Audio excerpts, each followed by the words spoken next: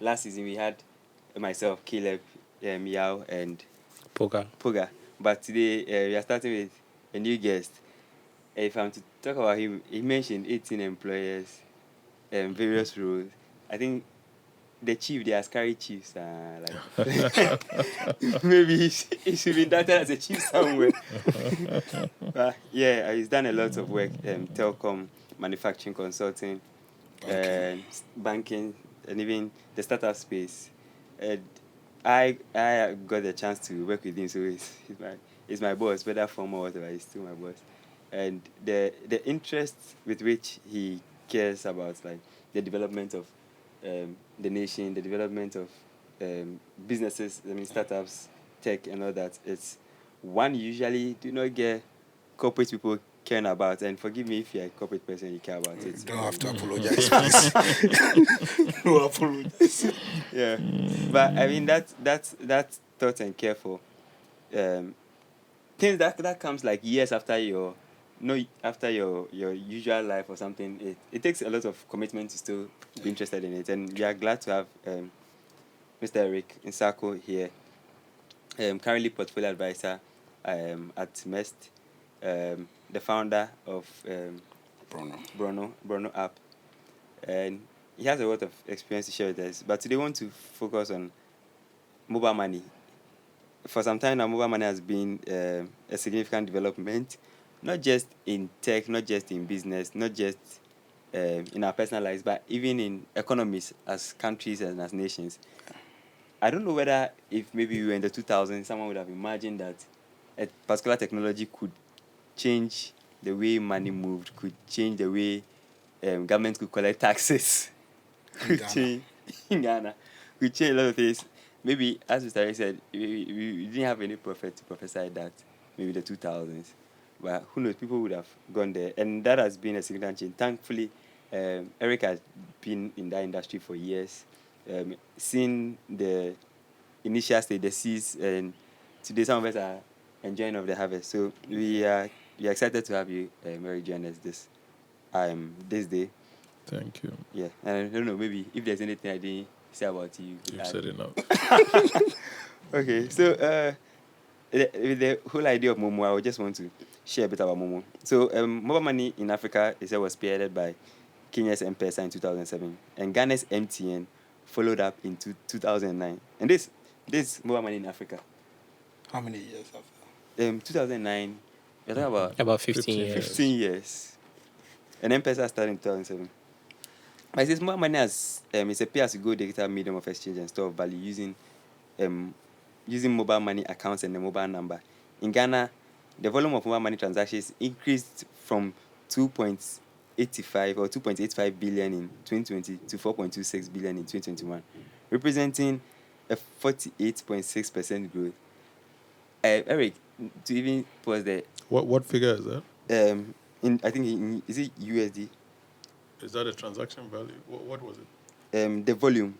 Okay, so number of transactions. transactions, yes, transaction volume, 2.85 billion in 2020 to 4.26 billion in 2021, representing a 48.6% growth. Similarly, the total value of transactions increased from 978 billion cedis, in other words, 87 billion US dollars in 2021, from $50 billion in 2020, according to the central bank.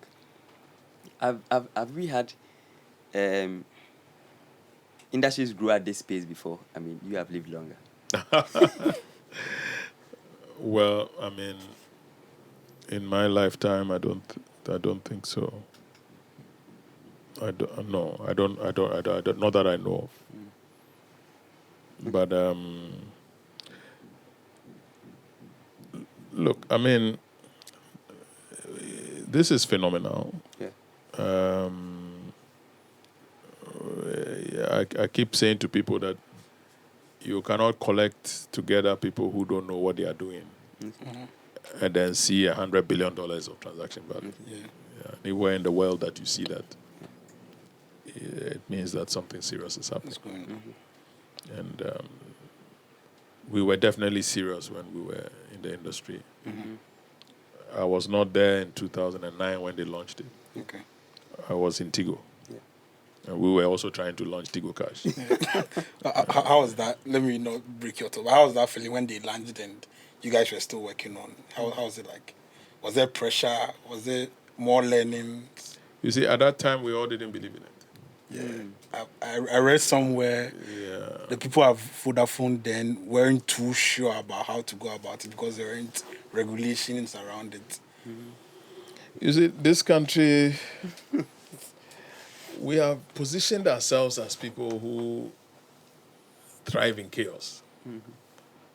So some of the pillars of mobile money, like electronic airtime, personally, I didn't believe that it can work in West Africa. The scratch card was so entrenched.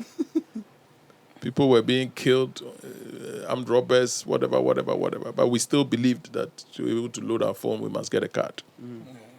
And, there was so much culture around it now that I felt that these things might never. But luckily, I was on the technology side at the time. I was CIO. So my point was that if the servers are ready, bring them to the data center. And the servers were ready at Tigo. I think we installed them. But then there was no commercial requirement. There was a lot of, we couldn't launch. And MTN launched, but we didn't even pay attention because there was nothing to show that mobile money was going anywhere at the time. And when I came to Airtel in 2011, they were quite serious about what they call ZAP at the time, Airtel Money. Was it called ZAP? Yeah, I think that was called ZAP. Anyway. But Airtel Money, they were taking it quite serious. But, I think I even used to use that platform for my KYC. You see, the transaction value was a bit low. So, normally when I'm CIO, no hardware must be idle. So I used to put some other processes on it to run. But subsequently, when I moved to MTN as well, it was very small. It was, I think, in 2013 that the group actually put a bet out that if they put some investment in it and it didn't work, then maybe it's not going to work. So 2013, that's 4 years after they launched. Yeah. And they're now coming to place a bet on it. They put a bet on it. Wow. They did a project called Red Bull. Okay. And they put money on it. And they said, well, and distribution is money. Yeah. So Red Bull started getting some traction. And unfortunately for me, in that same year, I was transferred to sales and distribution to go and head it. Okay. I mean, where they are now exploring. Where bets are being placed and a lot of chaos is, So at that time, mobile money, I think in those days, we used to measure it in terms of 90-day activity cycle. Okay. So I think we had maybe 300,000 or 400,000 people in the 90-day window. And my second tragedy was when I got in, then the group announced that it doesn't make sense that we call you a subscriber if you use it once in 3 months. Because what it sounds like is that I actually call you to say, oh, shall I go and reset your password? I want to send you some money. In 3 months. And then by the next transaction, you forgot it. it. So let's compress it to 30 days. Okay. And I said, hey, 90 crowd, we are at 300,000 to 400,000. When you count 30 days, it's finished. So I don't have the 4 years, after 4 years. After 4 years. Wow. But I don't have the exact number of what the 30-day count was, but I think it must have been somewhere like 200,000. So I looked at the program when I took over sales and distribution, and I saw Red Bull had really concentrated on a lot of distribution activities out there, market storms and visibility and so on and so forth. But it is called mobile money. So I was concerned about the money. That how do we, you see, I keep it simple, right? If you give an agent 10 CDs, and then he loads 10 CDs on your phone.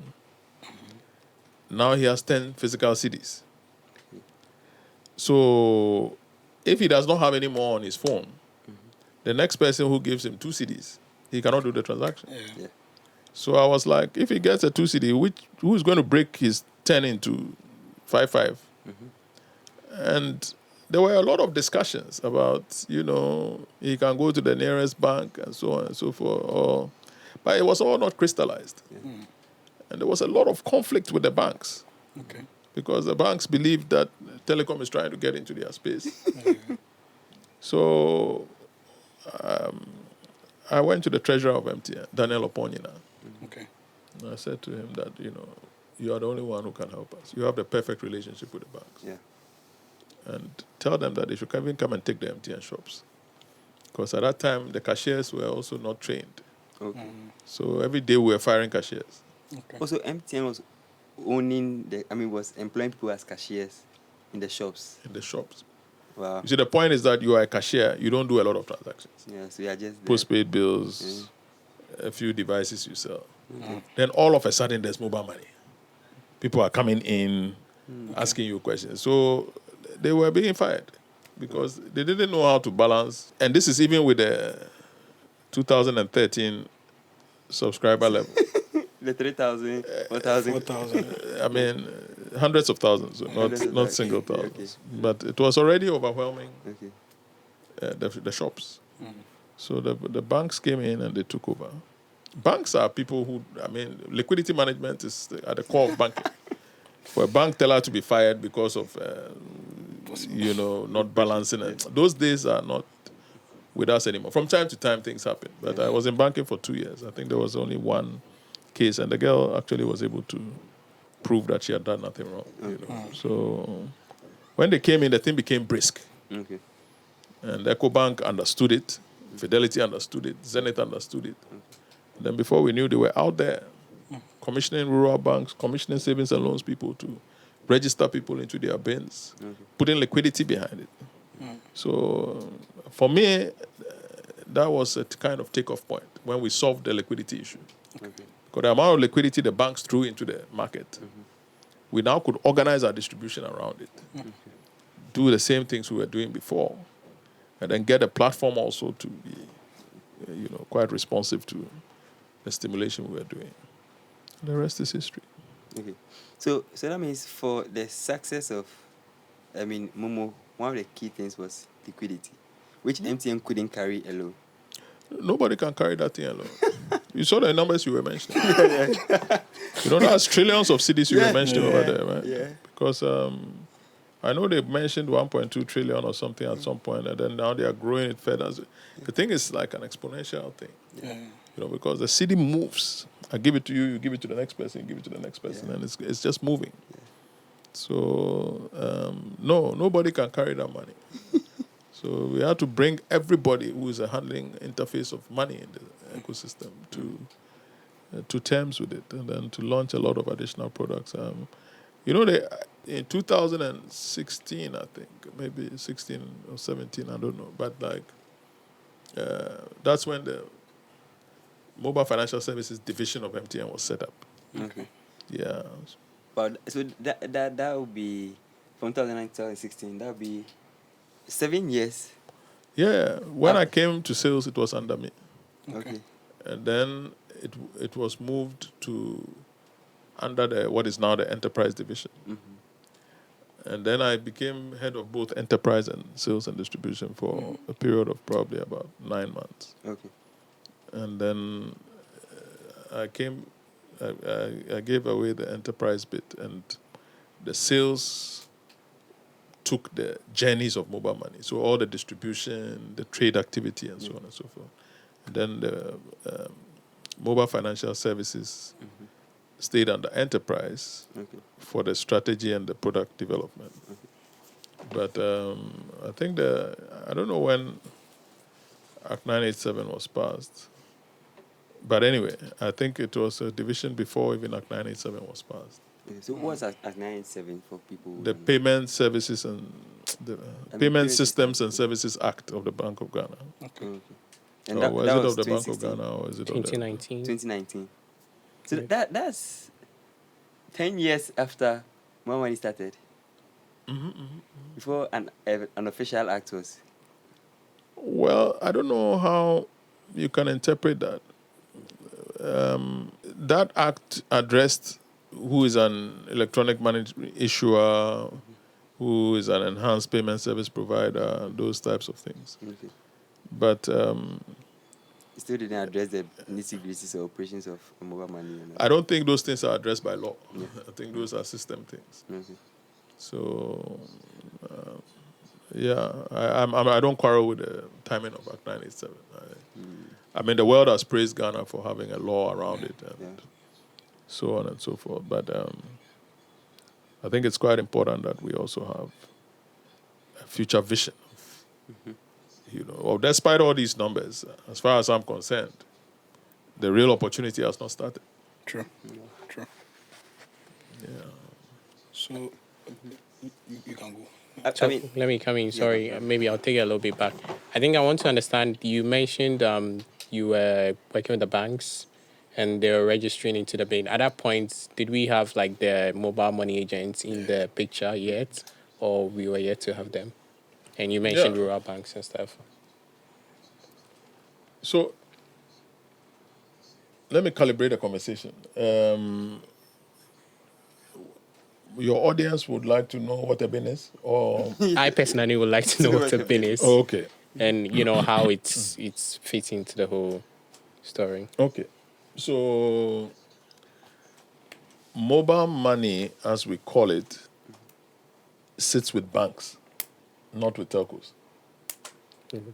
So what happens is that, thank you, your wallet is feeding from Bank. a bank, Okay. and therefore the bank has a bin where wallets sit. And when I send you money, it is the Ghana Interbank Payments and Settlement System, which will then settle that what money must be moved from which bin to which bin. Okay. If we are sitting in the same bin, no problem. Thank you. But obviously, we neither know nor care which bin we are in. I don't know which bin I'm in. It's of no use to me. Yeah. So that is something that Gibbs and Co must figure out. And that's what I mean by the. So when the banks say they are recruiting into their bin, then it means that a bank has a license to register people on mobile money. Okay. So if EcoBank registers you, then they don't have any business going to put you in the bin of Republic Bank. Okay. So it in the early days nowadays I keep asking that, are there really still people who are not on mobile money? But in the early days, it was the early bird catches the worm. Everybody needed to be out there trying to get people into their bin. And even when my agents were on the street, they got SMSs in the morning to say, guys, today set your registration towards CarBank or set it towards, because there had to be some strategy for balancing the float. Okay. And that was also dependent on the mobile financial services team and whatever strategic discussions that they were having with any particular bank at that time. Yeah. So, but today, I think at the time that I was leaving the industry, 7% of banking deposits were mobile money float. Wow. Okay. So I always tease my very good friend Daniel Ponyin, treasurer of MTN, that when I attended a dinner with him of banking CEOs, he was the only one who the CEOs themselves had reserved a chair for. Because everybody wanted to sit by him. He really, he really drove the ecosystem to where it is today. And I like him for the fact that he's anonymous. You don't know him, you don't know him, you don't know him. And he is almost like a reserved person. But that's the most important development, was the fact that the Treasury was now owning the discussion. I see. So I mean, we've started the conversation on partners or people that made mobile money possible. The banks have been highlighted. I think Puga was coming in on that. Like, So where did the agents come in? When did we see that agent banking was possible? Because I don't know, maybe if I'm wrong, but I think before Momo, I didn't really see much of. I was young, maybe I was younger. I didn't see much of agent banking, or whether did it exist at that time before Momo. Before The idea of an agent was introduced, you know, by the telcos. I mean, I think M-Pesa will run before on the model. post office were kind of agents. I remember back in school, my aunt would send money to a post office in Obo. So we'll go there with a code. My school father will go there with a code, tell them the code, and then they give him the money. That was my first experience with agency banking, sort of. I don't even know how that worked, but they used to have post office savings bank, national savings and credit bank, but that, you know, that was when I was a very young person. But yeah, so these are the ecosystem trends. Look, the sales force of MTN, if they were here, would say to me that at this moment we need to talk about those who matter. Because they were the story, right? I mean, we knew the settlements in Ghana. We knew CESG's Center for Remote Sensing and Geographical Information Systems. They gave me personally 44,000 settlements and said, if you put agents in all these places, you would have touched all the population. And I mean, by the time I was leaving, there were 250,000 agents. So we had long run through the CESG's data and we were going further. You know, we were more interested in CESG's data for monitoring the mobile network coverage itself. Okay. But the sales force were the story. I mean, they were the people out there, you know, who knew that in this community, the person who matters is the pastor, this one is the imam, this one is the sports coach, this one is the school teacher, this and that and that and that. They knew them, they went for their funerals, they went for... And we had a very interesting, you know, grip on the market. So it's difficult, you know, talk is serial. If you say one topic, you move to the other. Yeah. But in actual fact, to be able to discuss mobile money, you need a parallel stream of conversations. Okay. And for me, the most important one is the fact that we had a sales force that was so motivated, motivated by, you know, interest in the vision, interest in the story, belief in the possibility. You know, we literally, you know, the structure of that sales force. You know, so I was an executive, then there were 3 general managers, 8 senior managers, 17 managers, over 100 controllers, and, you know, another set of hundreds of third-party contractors, and everybody was part of it. You know, the fact that I mentioned that, I can see the faces in my mind. Yeah, you know, and everybody was part of the story. So whenever I went to, you know, I went to Konongo, and then I see my people, Asamoah, Samiban, these guys, they come and they say, thank you. I used to be a third-party guy, now I'm a controller. Yeah. And then you see, you know, Tofik, Faisal, they say, I used to be a controller, now I'm a manager. And then you see them. Can you Break it down. Yeah, like help It's us just a understand. hierarchy. Okay. Don't worry about the names. So I mean, so there's an executive, then there's a Executive at the top, general managers, senior managers, managers, controllers, third-party contractors. okay. And then there were canvassers. Okay. A canvasser can be a JSS guy who Understood. he wants 40 cities in the next few weeks to do something. So he comes to sell SIM cards. Okay. And then, you know, picks up commissions, gets his 40, and he's gone. Yeah. You might see him again next year. He has no commitment to anything you are doing. Yeah. But, you know, the story began to get interesting when we had a sales conference in Kumasi. And then I said to the salespeople at the time that if I look at this hierarchy, the general managers are people we appointed in the last few years because we were sending people abroad. So we're creating a lot of opportunity. MTN had 17 markets in which Ghana people had come there, either on a permanent or a rotational basis. Because the MTN group at that time had begun to benefit from the innovation that was here. Yeah. And they sent the CEO of South Africa to come and listen to a meeting we called the War Room with his team. And during that meeting, the man himself, at a certain point, I saw he wanted to applaud. Yeah, because, let's go back on focus. But back to the Kumasi meeting, because now I think I'm hopping a bit. No problem. But the Kumasi meeting was where I announced that since we've moved everybody up, because as we move people out, people move up. Yeah. And therefore, about 30-something people had moved up into manager and above. Wow. So, the controllers were also now people who had been newly recruited from the third party, because some of the controllers also traveled. Wow. Yeah.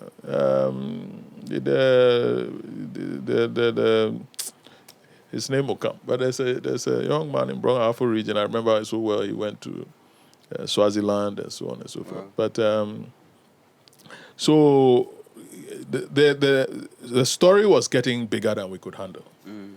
So at that point, I said, look, let's get the universities involved. Okay. Because these canvassers who come from JSS, whatever, they all have to be ready for appointment. Yeah. Because once we get the training material together. So we started paying money to the business school, Center for Social Policy Studies. We were talking to ISA. We were looking for, formalization of the story, because we wanted to create a movement now. And just an aside, somebody was interviewing Jack Ma, and they said, what do you think about Amazon? And he said, I don't monitor them. They are a company. I'm an economy. So at that point, what we were managing was an economy. That explains to you why when you ask me about telecom, I say, may God help the industry. But it was a major thing we were doing. Because some of the canvassers, some of them cannot speak English. You go to some rural place somewhere, maybe he's not even done the JSS or anything. Yeah. But we were saying that when we get all this material together, if you cannot speak English and you want to speak English, we will pay somebody to teach you. Wow. And we will, we wanted to make sure that this thing, because when you take care of the tail of the organization, then, excuse my, hyperbole and big talk, but then at that point you are training a civilization. It's going to go on and on and on and on into communities, and their brothers and their cousins and their uncles are going to be appreciative of what you are doing. Yeah. And this is what we had in mind. On the 9th of April 2021, I gave my baton to MTN. Okay. I speak of nothing that happened after that.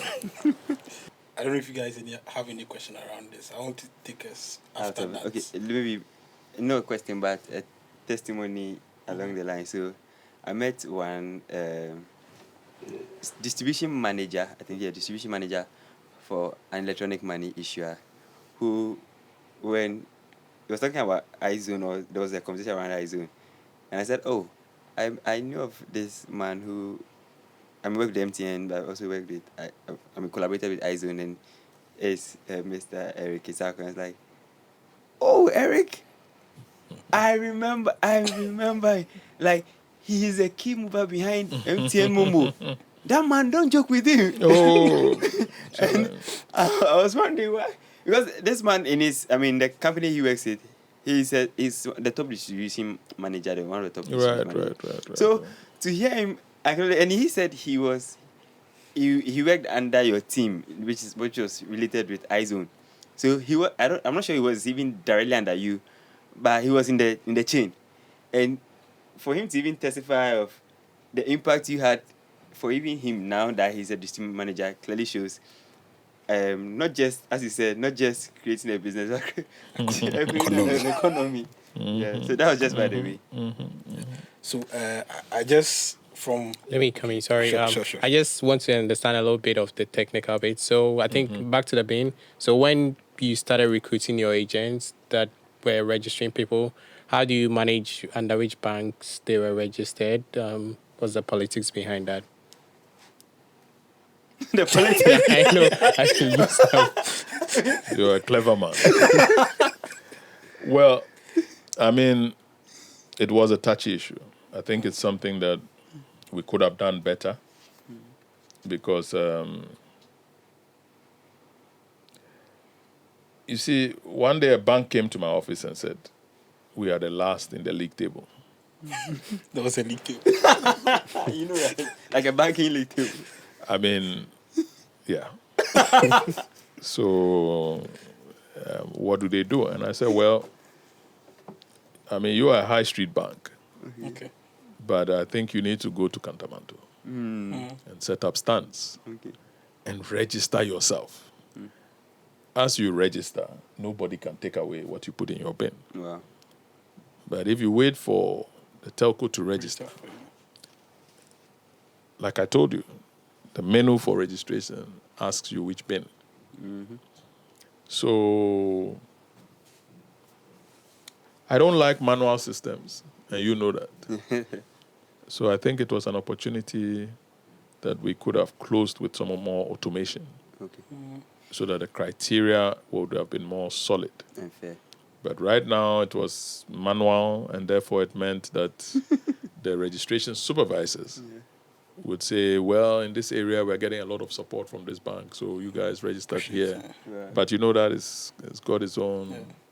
So I think that's maybe by now they've solved that as well. We couldn't solve everything. Yeah. Does that answer you? Yeah. I think it's the best answer for a political question. You guys have tough questions. So, I mean, learning about how the banks were very significant in the early days of Momo, and now they have their own own sort of Momo. What's Do the name, they? Seth? You have a lot of product. Ghana Pay. Ghana Pay. Yeah. Oh, Their own sort of Momo. What do you think about that? I mean, look, there's no other sort of Momo. Yeah, I mean, there's a report Daniel Oponyina used to give me. If I'm not mistaken, I think there were, was it 2,000 bank branches in Ghana? I don't remember. I don't remember the number of bank branches. But it was very small yeah. compared to 300,000 mobile money agents. True. Almost every street. So, even if you add the ATMs, Yeah. a system that is distributed by banks is not at all formidable. But I went to banking as well, so I don't underestimate the contribution of banks. But like I said, on a scale of 1 to 10, if I put banks at 7, I put a salesman at 11. So I mean, this before I know, it brought a question to mind. So do you think Momo is a product-led? I mean, had a product-led growth or a sales-led growth from your experience? Because yes, the innovation didn't exist first before it came in, and now, I mean, growing it, did it grow because people found the product originally useful and could just do, or people still had to be sold to or be convinced? Which side, or was it people product to? Maybe I don't know whichever one you think would best describe it.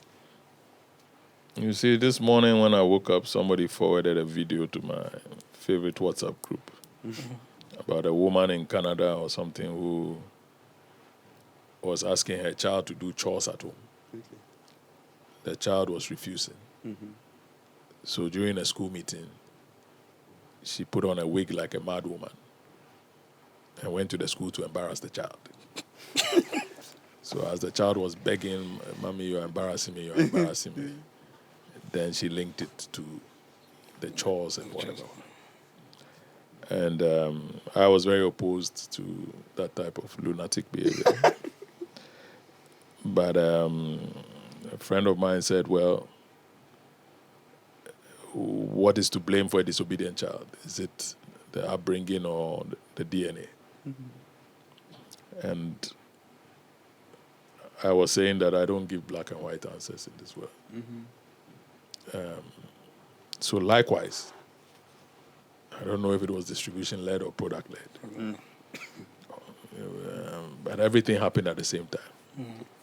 And I think that it is one of the most rapid growths because between those numbers I gave you at the beginning, I don't know if the monthly was 200,000 or whatever.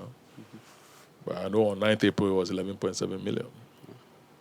2021. So we are talking about 7 years of accelerated growth. Yeah. When I finished with MTN, I called my doctor. And I said, let's arrange some therapy. Because I had never done something so physically intensive. And for so long, 10 years. But, you know, one of the things that Ghana complains about all the time is politicians. But the example I give all the time is that when Donald Trump mounted public platforms and said Amazon is cheating America and Jeff Bezos is a bad guy, he could not do nothing.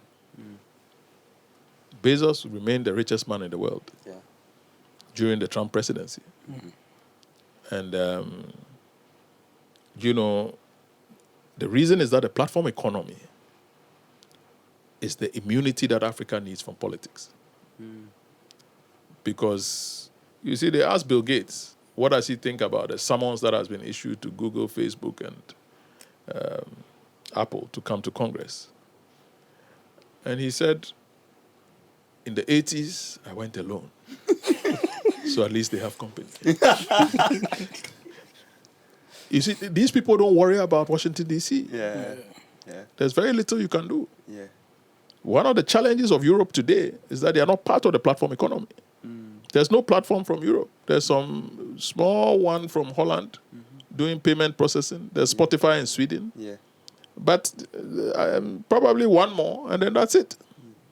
Whereas you have China and the US turning, you know, Right, Uber into Lyft, into Netflix, into this, into that, into that. Everything is coming out of there. Yeah. So the Cold War has shifted in terms of location. You wanted to say something? But this is what we had in mind when we started to build a platform footprint. You see, so sometimes I take ChatGPT again, and then I say, fashion out an intangible asset-led growth for Nigeria or for Ghana. You heard me well. Intangible asset-led. Because I feel the things that matter in this world, the late Eric Nsarkoh, my father, told me about when he was alive. And for some reason, I remember as a child, I said to him that, I don't like your plan to go on pension in Nsarkoh, where you come from. Me and my father were very close, very, very close. So, you know, when I said that, he said, hey, Accra dinosaur boy, any boy thing. You know, it wasn't cheap in Accra at that time. I think maybe it's cheap now. It's not cheap. So I said, but what about you invest in a cocoa farm? Then maybe the profit from the farm, you use it to... He used to pay Accra Giant. And he said, thank you for your suggestion.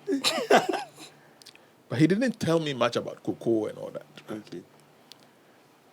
So when I reflect now, I feel as if, look, cocoa, gold, lithium, oil.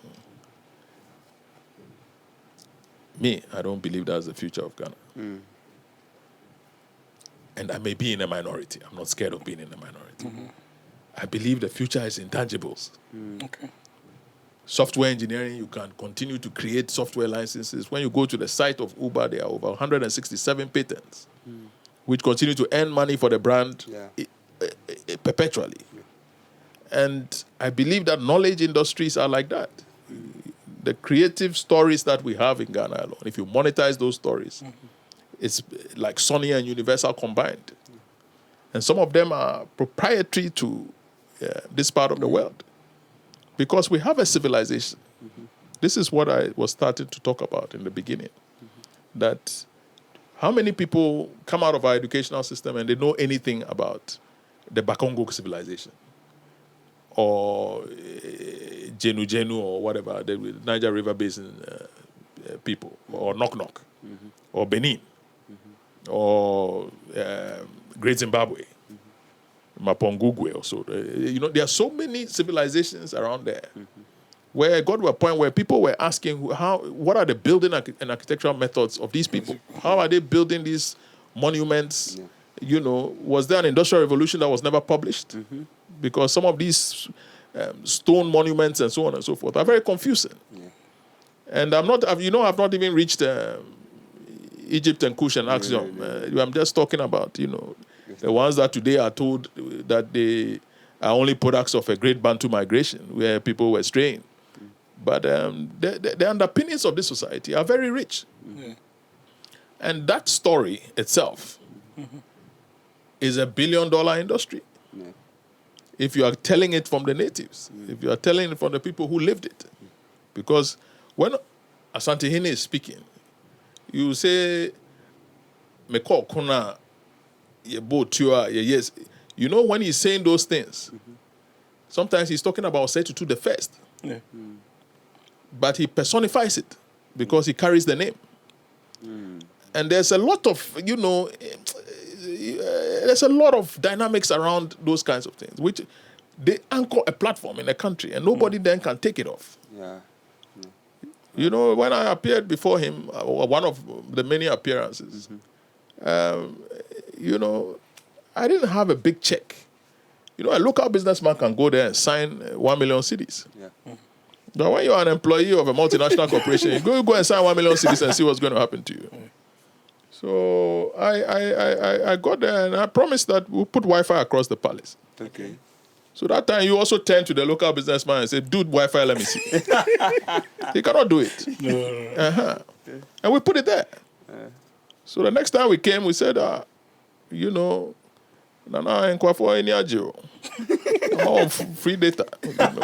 So the dynamics are central to what we do over here. Yeah. And if we put it in well, the intangibles will lead us. Yeah. And that is scalable. That is something you can export. At the peak of Jumia in New York, it was worth almost $4 billion. Yeah. It is down to $400 million. Has anybody been killed? No. Because it is a story. If you buy the story, you will pay more for the shares. Yeah. At a point, what was even affecting the story was that it was not African enough. Yeah. A lot of the investors were saying, but 2 German guys founded this thing, and then some French people are programming it, and then some Dubai head office, and then Charlie, this thing, no, the Africa is not big in it, you see. So why is the Africa not big in it? So those are the questions that I feel that we need to ask. Yeah. I mean, Caleb will tell you that part of the reason that I left big corporate, and of course, you can call me a fake because I was there for 30 years. I graduated in 1993. And I stayed in big corporate for a long time. But when I was leaving, one of the things that I felt was my biggest loss was that I didn't have access to people like you. I felt like every time people like yourselves came to my office, it was all this, boss, thank you, can you be my mentor? It was not, we were not having real conversations. Yeah. And every time that I sat in my office and my colleagues and my age group came there, frankly, all I could feel was tiredness. Yeah, it's the same conversation. It's the same, Charlie. School fees are killing us, and my car tires are costing too much, and those problems will not go away. Yeah. I feel as if sometimes you just need a distraction. Yeah. So, how did we arrive at this topic? What question did you ask me? But it's basically, so maybe our final questions before we accumulate. Let's talk a little bit about what you are working on now, apart from Best, your startup. Yeah. So, my startup is called Brono. And Brono is based on the fact that today, as we speak, the whole Accra is congested. the data that I had from MTN was that, 50% of my sales as an MTN sales head were either from within Greater Accra region or the belt of Ewutu Senya and so on, Central, or Edukrum, it's basically the Accra economy. So Central, Eastern, and Volta were kind of eaten from the Accra economy. So you had 36% from Greater Accra proper, and then you had another almost, maybe 12 or 13%, with added to that from the surrounding regions. So I feel that is not sustainable because I went to an educational fair at the conference center and saw buses going to schools all over the country, bringing people to Accra to come and see what is going on here. So I looked at it and I thought, well, if we continue this way, there will not be markets that can hold the trade. Yeah. And meanwhile, everybody is a trader. Yeah. So Brono then was birthed out of the fact that a trader does not have an item catalog. He cannot list on Jumia. He cannot list on the formal e-commerce portals. They don't have organized third-party delivery. Hence the name Brono. That let's deal within the Brono community. Yeah. Then, lastly, there's no trust. You need escrow payment. Seeing is believing. Yeah. Because I don't want to bring this item to you for you to look at it and then start to talk. Yeah, it's not what I ordered for. So let's put it on escrow. So that at least you can still reject it. Yeah. But you go through some steps that make you think before you ask me to come. So those are the three differentiators of Brono. And it's on the Play Store, it's on the App Store.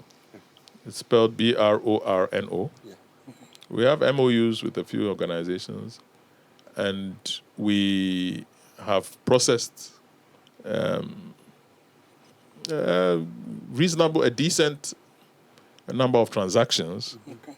At the moment, we are sort of in the loss leadership stage, where we basically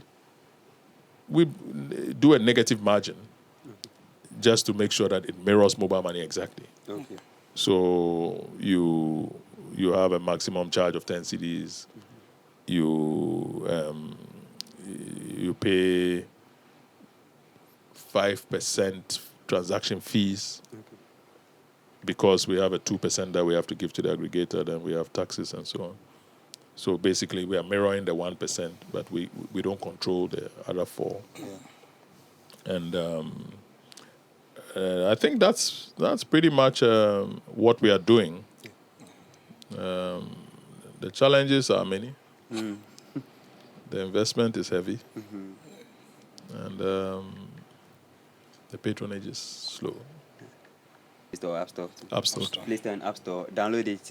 Give us some feedback. You can comment under this episode anywhere. Or just reach out to us. We'll be glad to get your feedback. Yep. Or they can go to my YouTube channel. Or they can go to Eric Nsarkoh. Eric ERIC Nsarkoh NSARKOH. Yeah. And check out the video.